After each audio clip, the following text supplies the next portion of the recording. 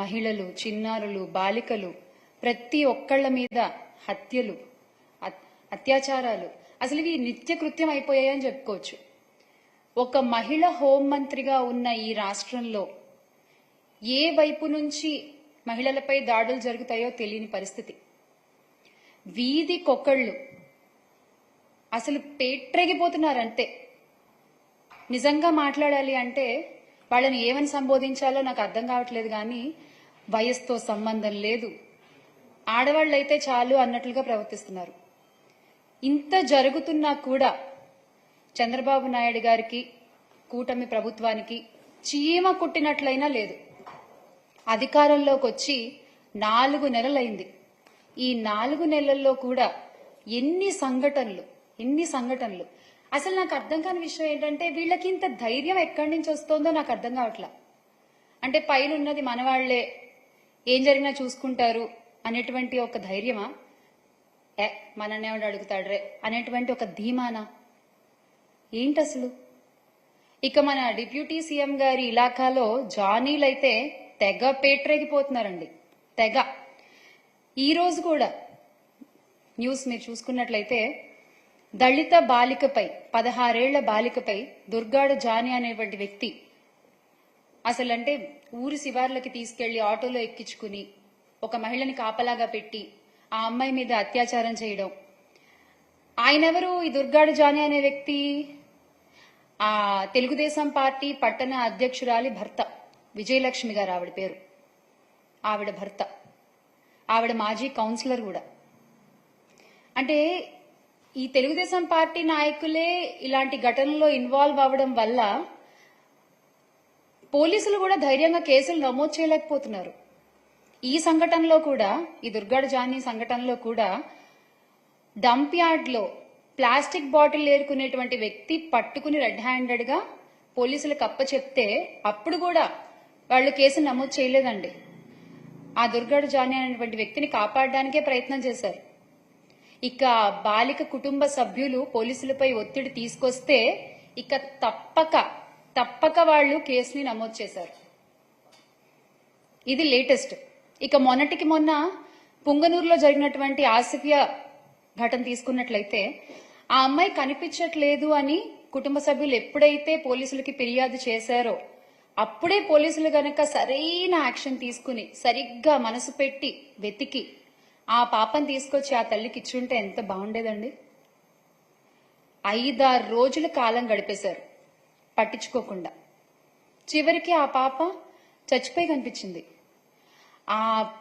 ఆ తల్లి పడేటువంటి ఆ కడుపు కోత ఎలా ఉంటుందో ఒక తల్లిగా నేను అర్థం చేసుకోగలను. అంటే ఏం లేదు, చిన్న బాధ, ముందే ఒక్క కడుగు ముందే ఉంటే పోయిందేంటి, ఏముంది, ఒక తల్లి కూతురు కలిసేవాళ్ళు కదా అనేటువంటి ఒక బాధ, అంతే, అంతకంటే ఏం లేదు. ఎప్పుడైతే ఇందులో ఇంకో గొప్ప విషయం ఏంటంటే ఎప్పుడైతే జగన్మోహన్ రెడ్డి గారు ఆ బాధితురాలి కుటుంబాన్ని పరామర్శించడానికి నేను వెళ్తున్నాను అని చెప్పారో అప్పటి వరకు ఎవ్వరూ స్పందించలేదు, అప్పటి వరకు ఎవ్వరూ పట్టించుకోలేదు. కానీ హుటాహుటిన అక్కడికి 3 మంత్రులు దిగిపోయారండి. అందులో మన హోంమంత్రి గారు కూడా ఉన్నారు. దిగిపోయి ఆ విషయాన్ని అక్కడ రాజకీయం చేసేశారు. అంటే మీకు 4-5 రోజులు ఆ పాప సంగతి గుర్తులేదు, మీకు 4-5 రోజులు ఆ తల్లిదండ్రుల వేదన గుర్తు రాలేదు. ఎప్పుడైతే జగన్మోహన్ రెడ్డి గారు వస్తున్నాను అక్కడికి నేను పరామర్శించడానికి ఆ బాధితురాలి కుటుంబానికి అని చెప్పారో అప్పుడు మీకు గుర్తొచ్చిందా అండి? అప్పుడు దాకా మీకు అసలు అక్కడికి వెళ్లాలని కూడా అనిపించలేదా? నిజంగానా? ఏదేమైనా ఆ ఆసిఫియా అయితే ఈ లోకం నుంచి వెళ్లిపోయింది. చాలా చాలా బాధాకరమైన విషయం ఇది. ఆ తల్లికి అమ్మ ఎస్ మేమందరం ఉన్నాం మీకు, మీరు అధైర్యపడద్దు. ఇది ఆసిఫియా సంగతి. ఇక తర్వాత పోలీస్ అధికారులు గురించి మనం మాట్లాడుకుంటున్నాం. పోలీసులు ఏం కేసులు నమోదు చేయట్లేదు, పోలీసులు తెలుగుదేశం పార్టీ నాయకుల్ని కాపాడడానికి ప్రయత్నం చేస్తున్నారు అని చెప్పి మాట్లాడుకుంటున్నాం. కానీ పాపం వాళ్ళు మాత్రం ఏం చేస్తారులేండి, వాళ్ళ కుటుంబాలకే రక్షణ లేదు, వాళ్ళ కుటుంబాలకే రక్షణ లేదు ఈ రోజున రాష్ట్రంలో. సిఐ ధర్మవరంలో 1 టౌన్ సిఐ నాగేంద్ర ప్రసాద్ గారు వాళ్ళ అమ్మగారు, 62 ఏళ్ల ఆవిడికి, స్వర్ణకుమారి గారు ఆవిడ పేరు, ఆవిడని కిడ్నాప్ చేశారు. 9 రోజులైనా సరే ఎటువంటి యాక్షన్ తీసుకోలేదు. 9 రోజులైనా వెతికే ప్రయత్నం చేయలేదు. కనీసం ఆవిడ ఎక్కడుంది మినిమం అయినా పట్టించుకోవాలి కదండి. అలా ఏమీ పట్టించుకోకుండా వదిలేశారు. ఏమైంది? చివరికి ఆమె హత్యకు గురైంది. పోలీసుల కుటుంబాలకే రక్షణ లేకపోతే ఇక మిగతా వాళ్ళ పరిస్థితి ఏంటి? ఈ రాష్ట్రంలో ఏంటి మిగతా వాళ్ళ పరిస్థితి? రాష్ట్ర ప్రభుత్వము పోలీస్ వ్యవస్థకు వారి అసమర్థతకు గుర్తుగా ఇంకొక సంఘటన కూడా మనం చెప్పుకోవాలి. ఇక్కడ నంద్యాల జిల్లా మచ్చుమర్రి ఉదంతం మీ అందరికీ బాగా తెలిసే ఉంటుంది.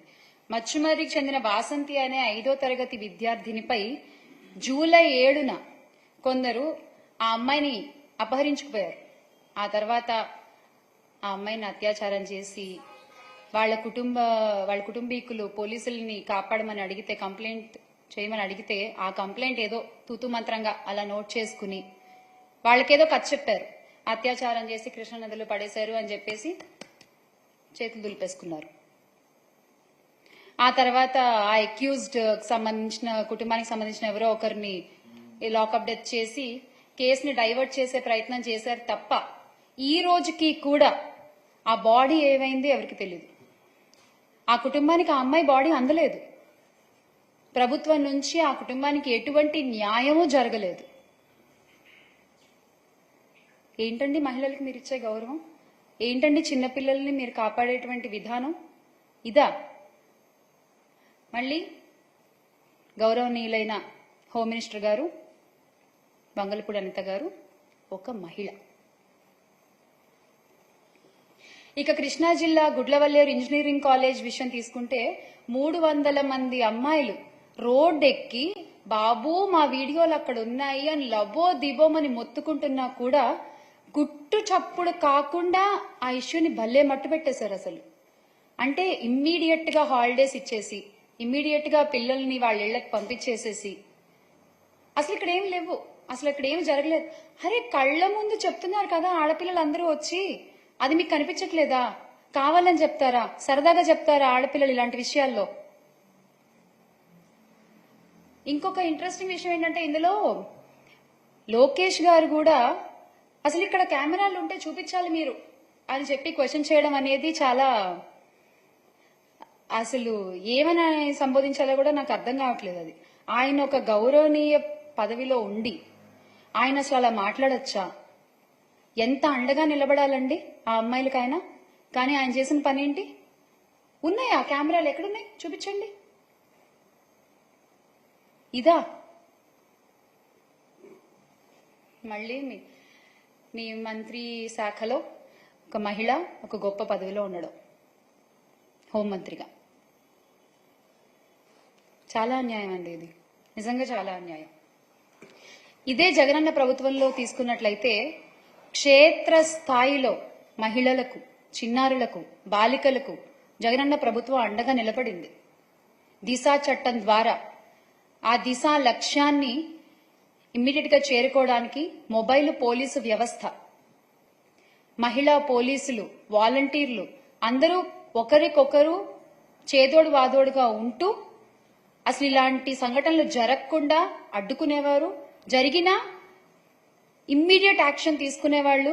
బాధితులకి న్యాయం జరిగేది, తప్పు చేసిన వాడికి శిక్ష పడేది.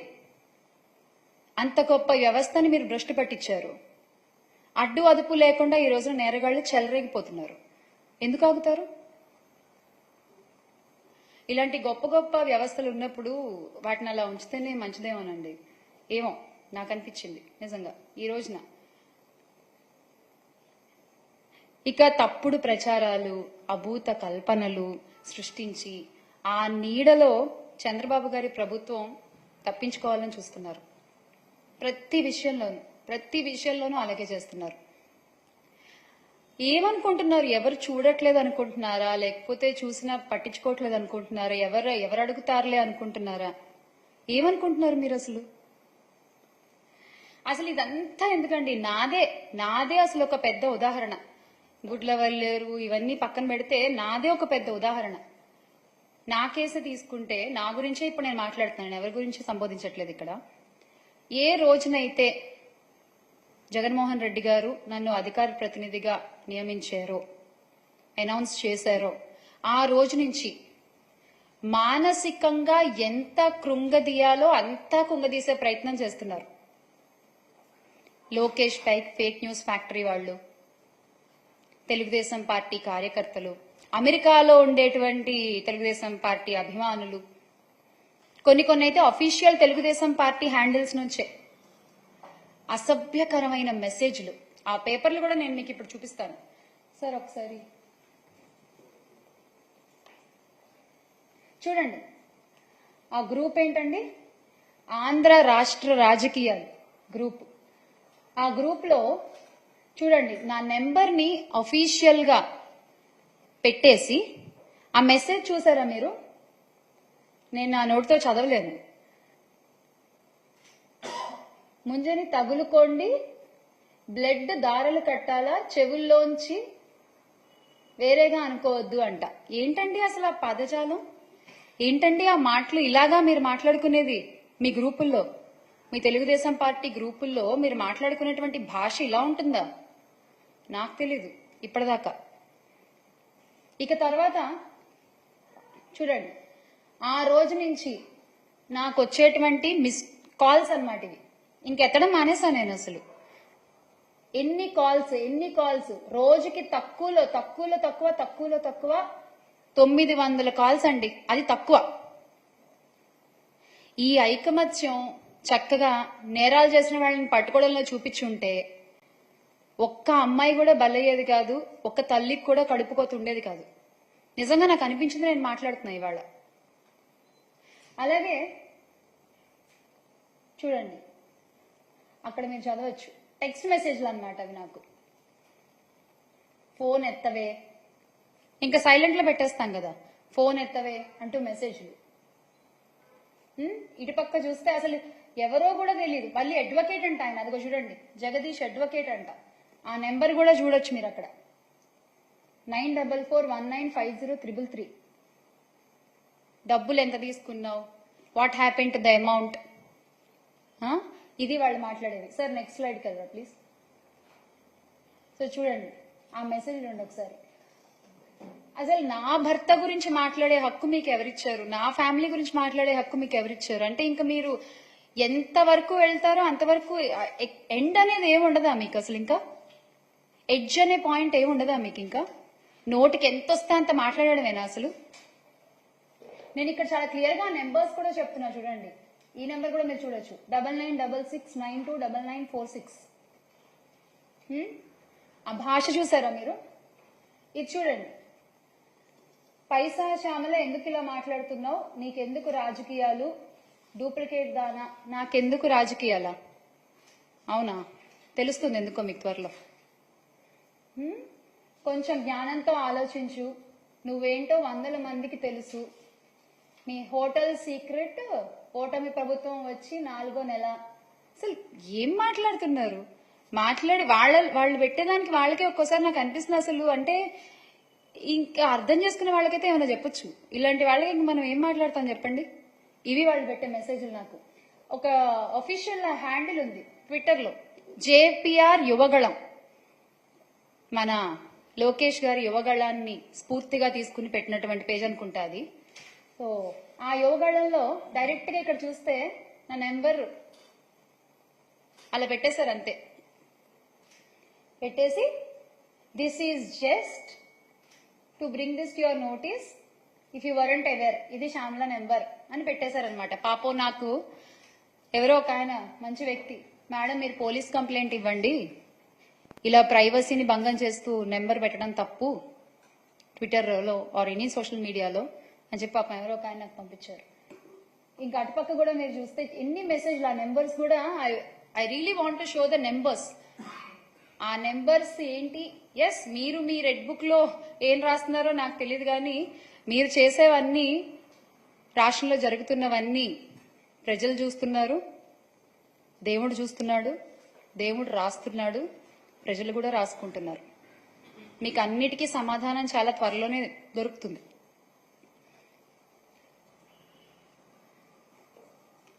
సో ఇది చూడండి, ఇది లేటెస్ట్ అన్నమాట. వెరీ న్యూ అప్డేట్ అనేది ఏంటి, ఆడియో లీక్.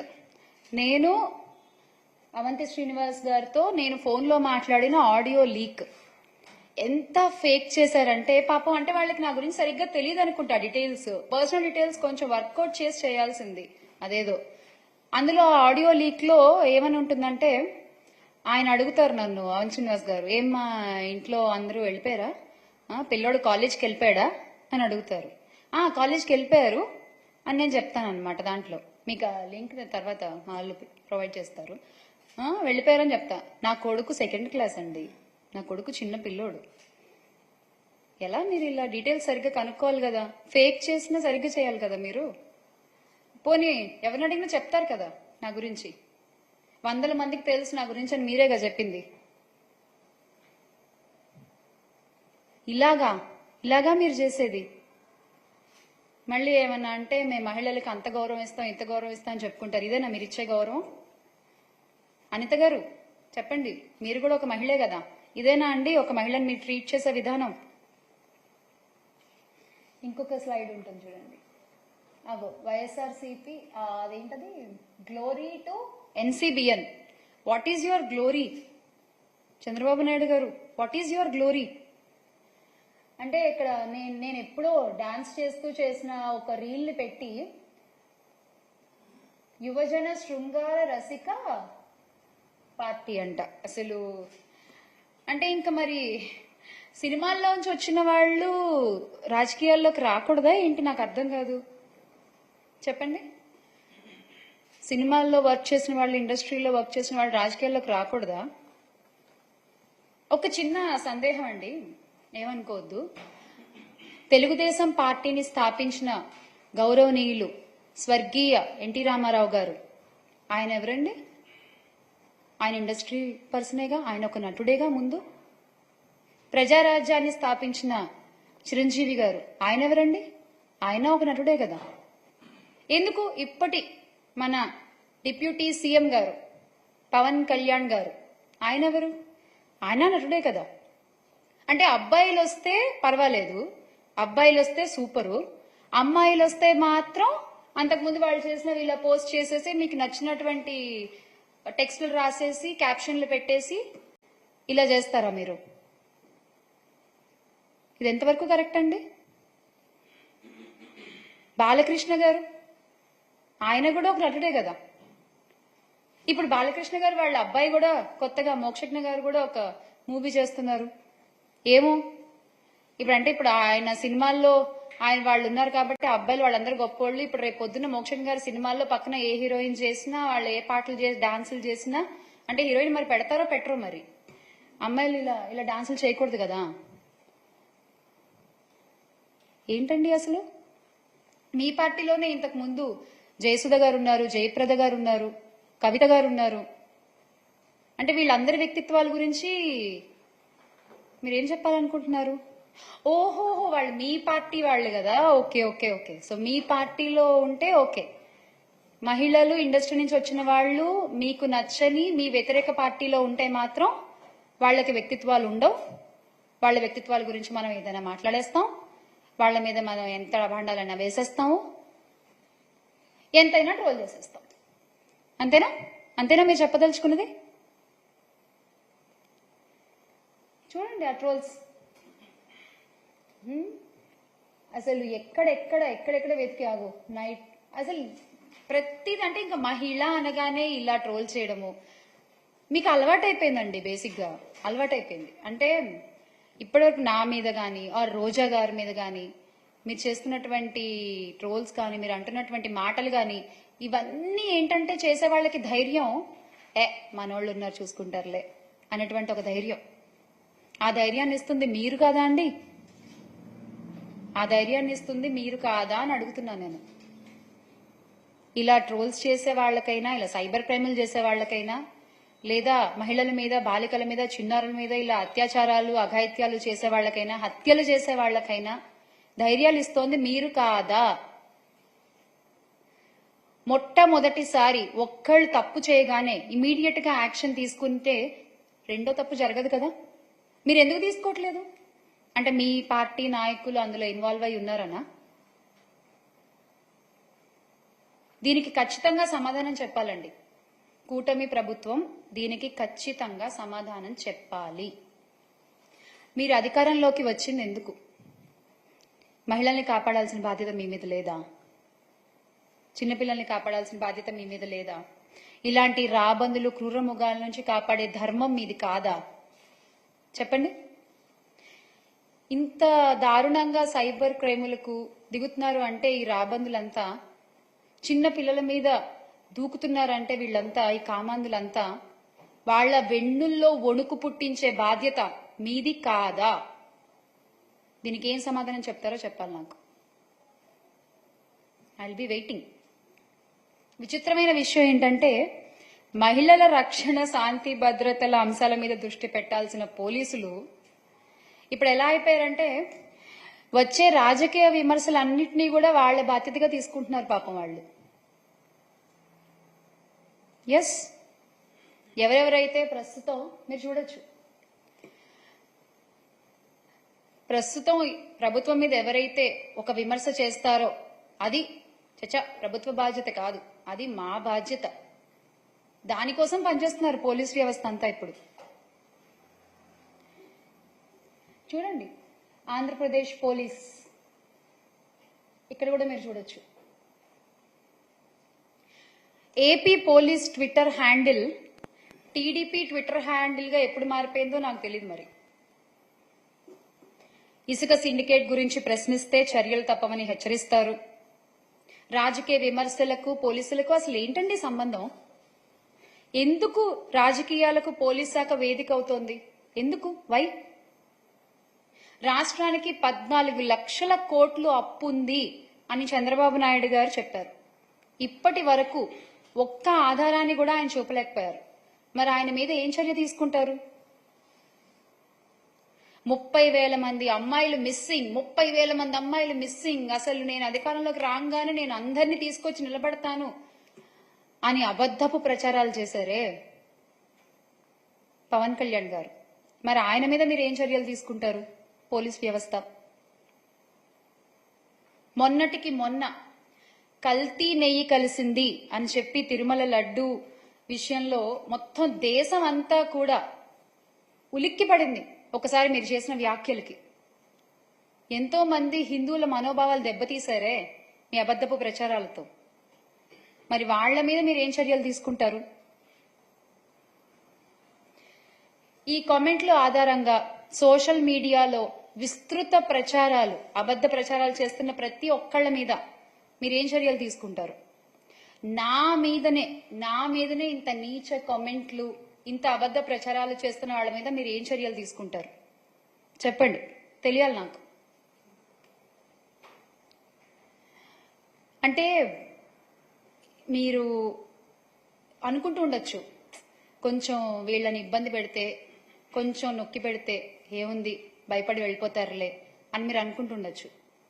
మీరు మమ్మల్ని ఎంత మానసికంగా దెబ్బతీయాలి అనుకున్నా మేము వెనక్కి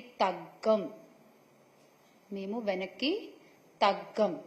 చేశారు, మీకు చేతనైనంత చేశారు. ఇండస్ట్రీలో ఒక పని లేకుండా చేశారు, పర్వాలేదు, నిలబడి తట్టుకునే శక్తి నాకుంది. ఇలా ట్రోల్స్ చేస్తారా, ఇలా భయపెడతారా, అడ్డుకునే ధైర్యం నాకుంది. నిలబడి పోరాడే ధైర్యం మాకుంది.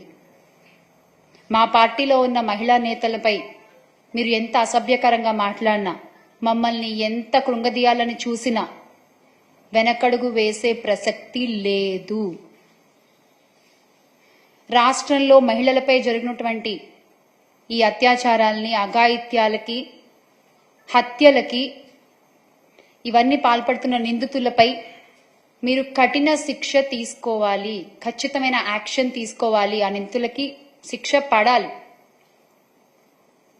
వైఎస్ఆర్సీపీ పార్టీ తరఫున చాలా గట్టిగా మా మహిళా నేతలందరి తరఫున ఈ రోజున మేము డిమాండ్ చేస్తున్నాం. రాష్ట్రంలో మహిళలపై జరిగినటువంటి అఘాయిత్యాలకి మీరేం సమాధానం చెప్తారు? We are demanding an answer. ఒకవేళ ఇదే గనక కొనసాగితే మాత్రం ఇలాగే కనుక జరుగుతుంటే మాత్రం ఓకే, పెద్ద ఎత్తున ఉద్యమించడానికి మేము రెడీ. ఖచ్చితంగా పెద్ద ఎత్తున ఉద్యమిస్తాము. మహిళలకి అండగా నిలబడుతుంది వైఎస్ఆర్సీపీ పార్టీ. ఎప్పుడు మేము అండగా నిలబడతాం. అసలైన మహిళా శక్తి ఏంటో అవసరం వచ్చినప్పుడు ఖచ్చితంగా మీకు చూపిస్తాం, మీరు ఇలాగే కొనసాగితే మాత్రం. జై హింద్. చేశామన్నా, తీసుకునేది ఎవరు, యాక్షన్ తీసుకునేది ఎవరు? వచ్చే 1000 కంప్లైంట్లలో ఇదొకటి. నేను ఒక్కదాన్నే కాదు కదన్నా సైబర్ క్రైమ్ బాధితురాలు. ఎంతమంది ఆడపిల్లలు లేరు, ఎంతమంది లేరు?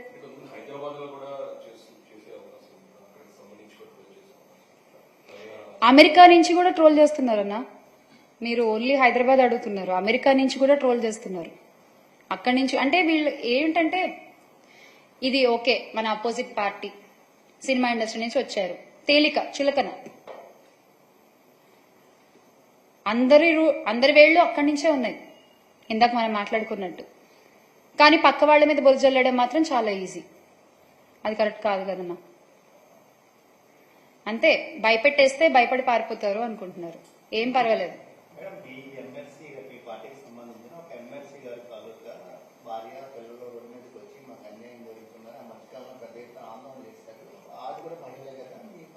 మహిళలు డెఫినెట్ గా ఎవరు బాధపడినా మా పార్టీ చూస్తూ ఊరుకోదన్నా. ఖచ్చితంగా ఎవరికి ఏ విధంగా న్యాయం చేయాలో ఆ విధంగా న్యాయం జరుగుతుంది, చేస్తారు. ఇది విషయం ఇంతకు ముందు జగన్మోహన్ రెడ్డి గారైనా, మా పార్టీ ఇతర మహిళా నాయకులైనా, మహిళా అధ్యక్షురాలు కళ్యాణి గారైనా ప్రతిసారి చెప్పుకుంటూ వస్తూనే ఉన్నారు. రోజా గారు కూడా చెప్తూ వస్తున్నారు. మళ్లీ చెప్తున్నాము, ఎవరైనా సరే మహిళలకి ఖచ్చితంగా అండగా నిలబడేటువంటి పార్టీ మన వైఎస్ఆర్సీపీ. ఖచ్చితంగా తగిన చర్యలు తీసుకుంటారు. డెఫినెట్లీ. Thank you.